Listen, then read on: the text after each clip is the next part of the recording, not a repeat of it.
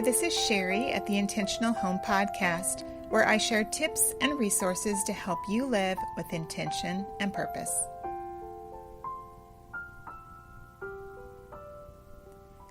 This is episode number 34, and today we are continuing on in our Countdown to Christmas series to help you get prepared for the holidays.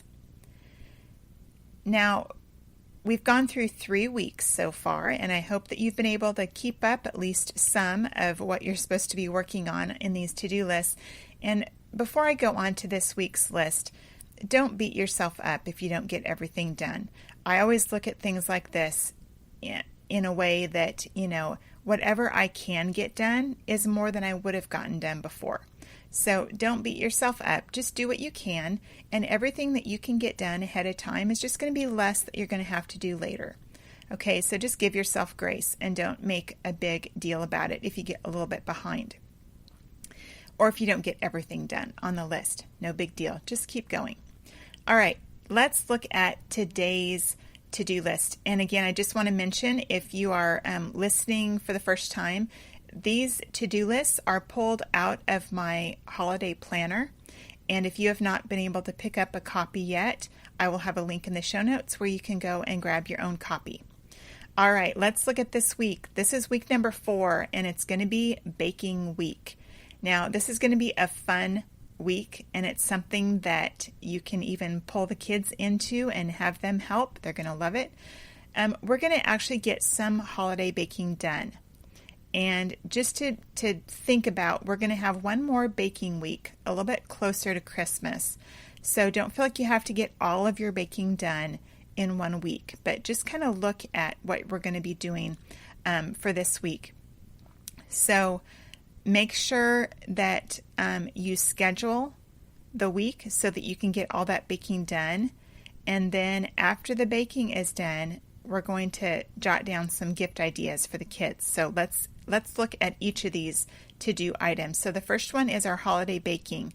So we're going to set aside some time this week to make some of those holiday goodies.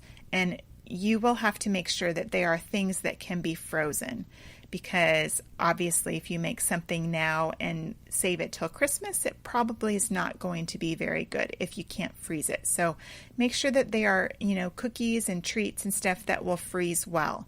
And if there are things that don't freeze well, then maybe save those recipes for later when it gets closer to Christmas. So look at those items that you can freeze for now. So we're going to be looking at the recipes for treats that you want to make, to have on hand to share with your family or with company that comes. And we're also going to be looking at if there are things that you want to bake to give away, things that you want to give as gifts as well that can be, frozen ahead of time. So we're going to pull out those lists that we made earlier, the baked items that you want to share or to give away, and the holiday baking recipes that you filed away under your holiday baking section. And we're going to put all of those recipes with your calendar for the week so that they're all ready to go. And again, if you need some holiday recipes that you want to try some new ones, feel free to take a look at my Homemade for the Holidays blog series, or also check out my recipes, and I will have links to both of those in the show notes so that you can go and check out some of those recipes if you need some ideas. So once you've pulled out those lists, the next thing is we're going to schedule our week. So use the calendar that's provided in the holiday planner, or just pull out whatever calendar that you're using for that week and set aside some time each day to do some baking. And then once you get all of that baking done, be sure to put those forms back in your holiday planner under the holiday baking section.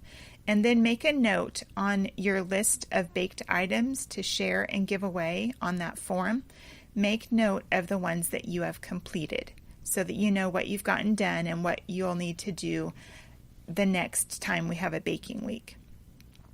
So I did want to insert one little tip for you, and that is, I know sometimes when we make cookies, sometimes people don't like to actually bake the cookies and then freeze them and pull them out later, which I think they taste fine. Some people don't like to do that. They like to have, fresh cookies from the oven. So one idea that you can do is, this works especially well for cookies.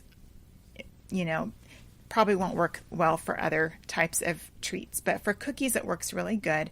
And what you can do is just make the cookie dough balls. Just use one of those scoops, and so the balls are all somewhat uniform. Put them on a cookie sheet and stick it in the freezer until they've frozen, and then just put them in a Ziploc bag. And you have those cookie dough balls that are frozen. Be sure to label your bags, maybe with the type of cookie and maybe how long to bake it and what temperature. And then when you need some cookies later on, whether it's maybe you want to put together a cookie plate to give away to a neighbor or to a friend or to a teacher at school or whatever you're going to do, then you can just pull out those cookie dough balls that you've frozen. Maybe, maybe you just want to do like a dozen cookies. Well, you can pull out several different kinds, and as long as they bake at the similar temperature and similar time, but bake them on your cookie sheet, and then you've got a nice cookie plate with a bunch of different cookies that you could give. So that's just an idea. If you don't like actually baking your cookies ahead of time, you can at least make the cookie dough balls and have them all ready to bake if you want to have fresh cookies. So that's an idea I wanted to share. All right, so we've got our baking done now. The next thing that we're going to do this week is to jot down some ideas for the kids for Christmas. I know a lot of times we have people, grandparents, aunts and uncles that come and say, what would your kids like for Christmas? We need some ideas. And so it's a good idea to start now. Make a list of, some toys or books or clothes that the children, could use. Just jot down some ideas of things and then keep that list handy for telling family members who ask what, gift ideas would be good for our kids. So that is the last item on our list for this week, is getting some ideas jotted down for the kids.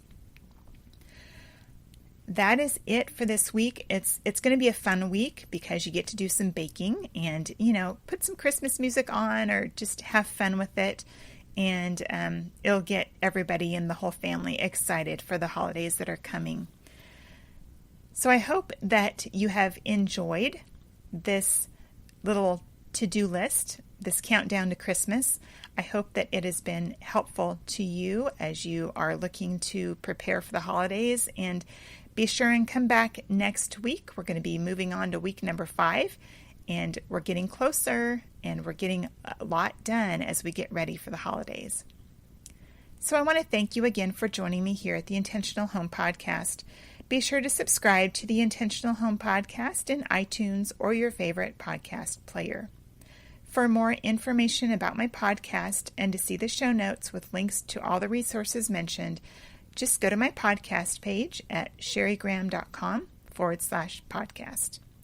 Thanks so much, and you guys have a wonderful day.